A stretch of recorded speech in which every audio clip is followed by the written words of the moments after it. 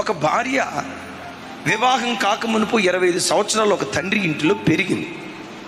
వివాహ వ్యవస్థ ద్వారా పేగుబంధాన్ని తెంచుకొని పుట్టిన గడ్డను విడిచిపెట్టి, తల్లిని తండ్రిని విడిచిపెట్టి, ముక్కు ముఖం ఎరగని పురుషుని దగ్గరికి వివాహం అనే ఆ ఒక్క బంధం ద్వారా జీవితాంతం ఈ భర్తతో కాపురం చేయాలని కుటుంబాన్ని విడిచిపెట్టి వస్తుంది.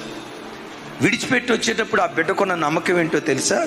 జీవితాంతం ఈ భర్త నన్ను హత్తుకుంటాడు, జీవితాంతం తల్లి అయినా తండ్రి అయినా అక్క అయినా అన్నైనా నాన్నైనా నా బ్రతుకులో సర్వస్వం ఈయనే అని నమ్మి ఒక భర్త ఇంటిలో భార్య అడుగుపెట్టింది.